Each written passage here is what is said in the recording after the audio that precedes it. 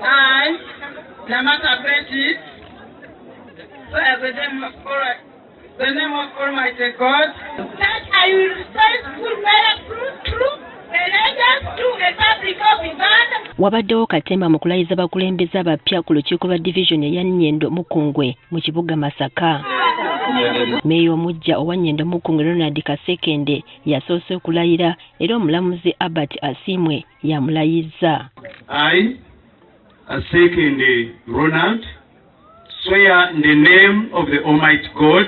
Abazzeeko okulayira be bakansala era Wamenna Musa nedda ku Nnyoge. I, Nasazi Maureen, swear in the name of Almighty God that I will give faithful service to this council And support and uphold the Constitution of the Republic of Uganda. Bakansala bano bakiraze lwatu nti yabalayidde tebabimanyi yadde okubitegeera.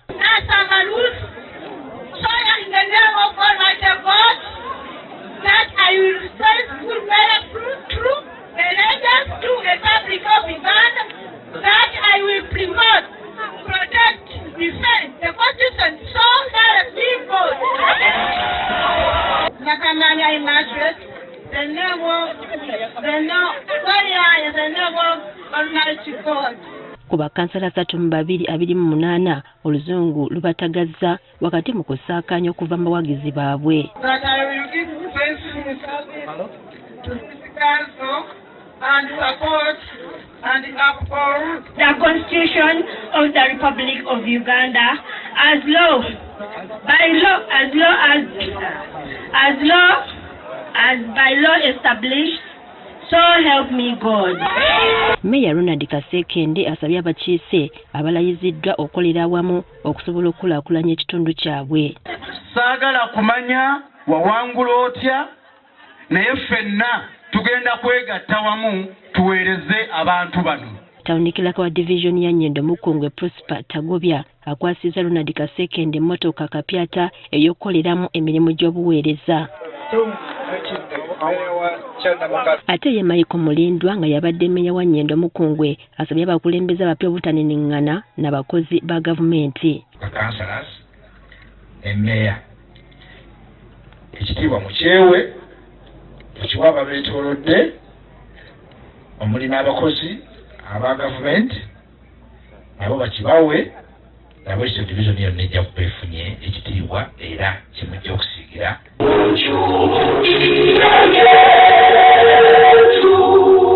Mu ngeri yemu n'abakulembeze mu disitulikiti ey'Erwengo nabo balayiziddwa ng'omulamuzi Albert Asimwe yabakubizza ebirayiro byabwe. And that I shall promote the welfare of the people of this district. So help me Allah.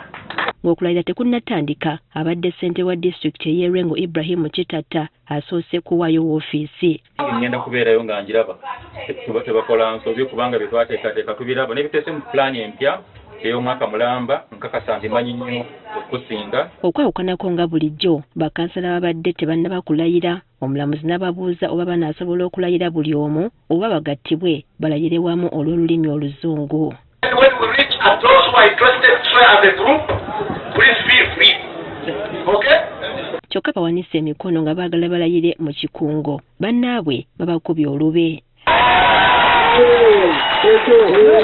Omulamuzi abatangaazizza nga bwe kitalina buzibu bwonna kubanga ebifo bye baliko tebirina buyigirize bwonna bwetaagisa n'olw'ensonga eyo okumanya oluzungu si kikulu nnyo. Ojja kumpaayo abantu babiri, a Muslim if any and a Christian. Era wano bakansala batandise okuba ebirayiro byabwe nga beekakasa oluzungu balayira bokka ate abalala ne balayira mu kikungo.